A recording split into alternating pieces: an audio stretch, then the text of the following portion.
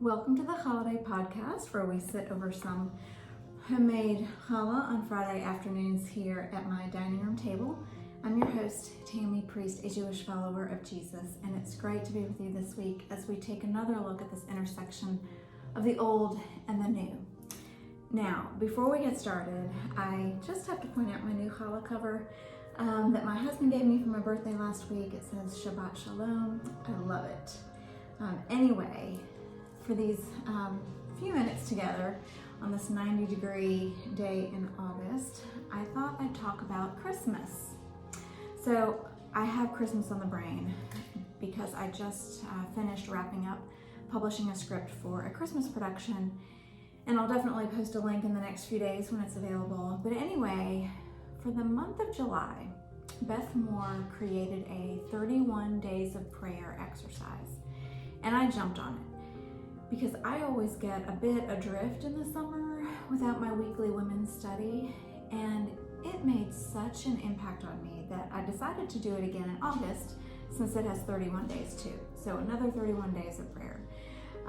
So the meat of this challenge is to pray through a gospel, whichever one we wanted, one chapter each day, verse by verse.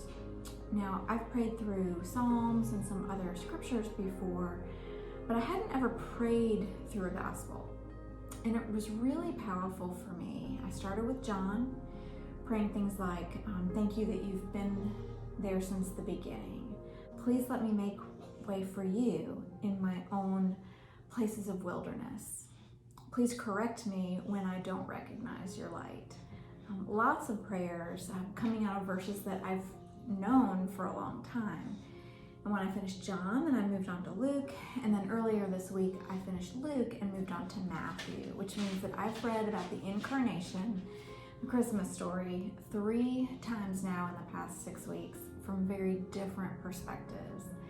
And I thought today that I'd share with you one of the prayers I prayed this week from Matthew chapter 1, because it's really stuck with me and grounded me a bit. So let me give you some context first. After the genealogy of Jesus, Matthew writes about Joseph's struggle with finding out that Mary was pregnant, and then about his encounter with Gabriel, explaining everything. And then in verse 24 and 25, Matthew tells us, when Joseph woke up, he did what the angel of the Lord had commanded him and took Mary home as his wife. But he had no union with her until she gave birth to a son, and he gave him the name Jesus.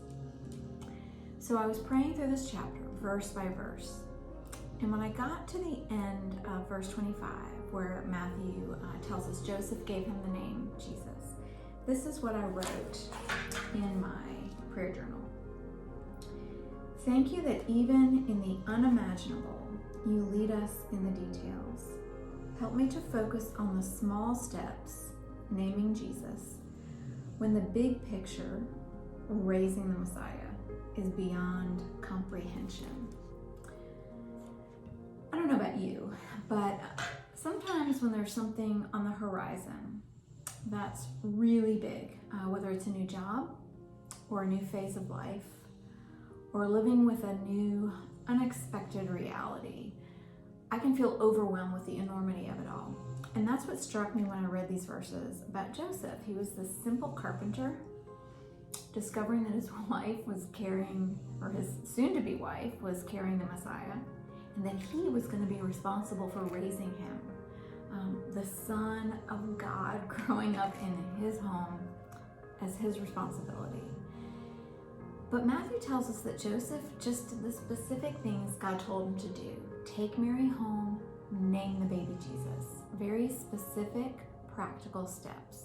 It actually reminded me a bit of Abraham when God told him to just pack up and go without telling him where. Just leave everything and I'll tell you the rest later, bit by bit, as you need to know. Abraham was, I guess, on a need-to-know basis, right? We all are, really.